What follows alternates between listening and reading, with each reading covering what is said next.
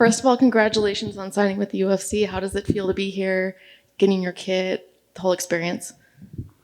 It's a dream come true. That's for sure. Dream come true. Everything I expected and a lot more also. So how did this fight come about? Like, what was, did your manager call you? Was it something you were working on? Can you kind of tell us how it happened? I had just got back from training. I was actually sitting on my computer.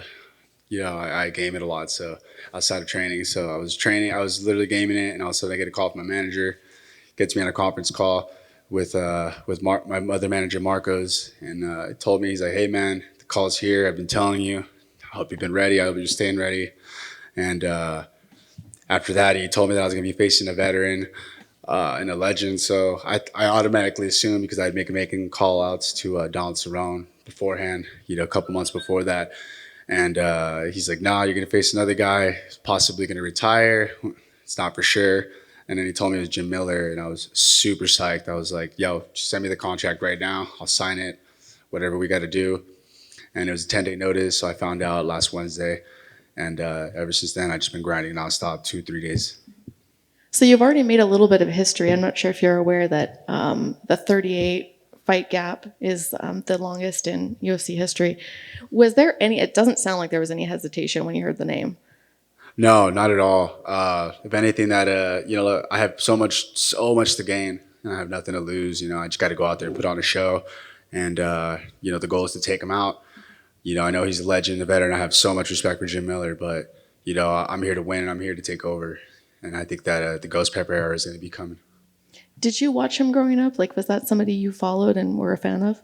Yeah, actually I was. When I was in high school, I was watching him. So it's pretty crazy to know that I'll be fighting a guy that has been around for so long. And, I'm definitely a fan of Jim Miller, without a doubt. So talk to me about the matchup. How do you think it'll go? Matchup-wise, he's a very, high-level grappler. I think that he's going to try to take me out of the ground. So, my game, as far as game plan and what I'm going to go when I go in there is keep my distance and, really just making it a war. That's what I'm good at. I love engagements, and if it hits the ground, I'll be ready. I've been drilling nonstop on every single aspect that he's good at. So I don't think I'll have any trouble when it hits the ground.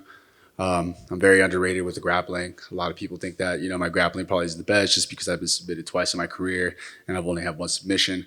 But, if you ever grapple with me, a lot of people will tell you, man, I'm a high-level grappler as well. Thank you. Thank you, Amy. So obviously UFC debut is exciting enough, but I mean main card as well. Does that add anything to it, or does position on a card even mean anything to you? Oh, hell yeah, man. That adds, that's like the cherry on top of the cake, That's an amazing opportunity. I didn't find out till actually my mom sent me the actual news that I was on the main card. She sent me a picture, and I was like, wait, how the hell did you find this out before I did? And no, man, it's awesome, and I expect to put on a show, man. I want to impress the fans, and I want to get new fans, and I want to make some noise. So that's to be on the main card is absolutely a gift and a blessing itself. And doing media, I mean, obviously a lot of guys don't do media on their first week of UFC debut. So I mean, does this add excitement? Does it add nerves? Is it just a pain in the ass? What is it? No, man, this is all exciting. This is super, super exciting, man. I'm very blessed, man. I've been working so hard. I've been started 7 years ago. My dream was to get UFC before I hit 30. I'm 29, man, and I turned 30 in January. And this is the media and all this stuff is just so exciting to me. I'm pretty sure some veterans are probably like, oh, another media day. Nah, man, I'm fresh. I'm a fresh newbie.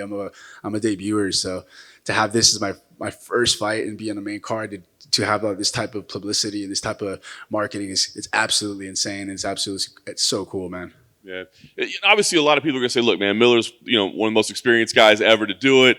And you're getting here the first time, so he's got this experience advantage. But I guess there's a flip side in that you've probably seen him fight 20, 30 times. I'm guessing he probably hasn't seen you fight. No offense to that, I mean, do you think that plays into you as an advantage? Because you probably know exactly what he's going to do when he gets in there.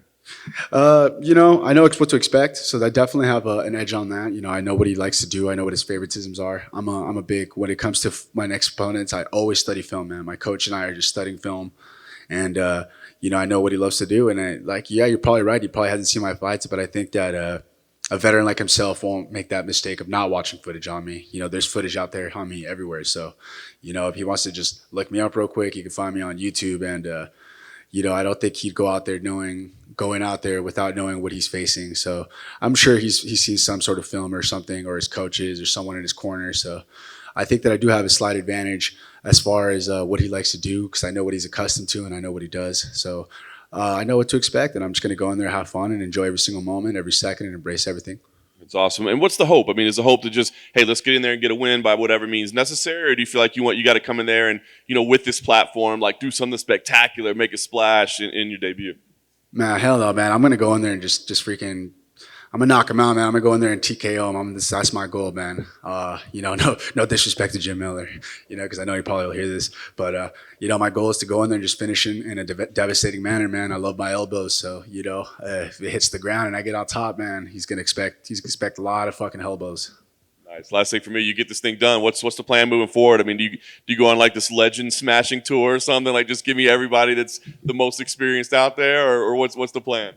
Hey, man, if they offer me another veteran, another legend, man, I'll take it, man. No problem, without a doubt, man. You know, if not many guys would get that opportunity, and I'm one of probably like the only one so far that I can recall off the top of my head. So if they want to give me another veteran, another legend after this, but I got to get through this fight first, and that's my number one goal right now.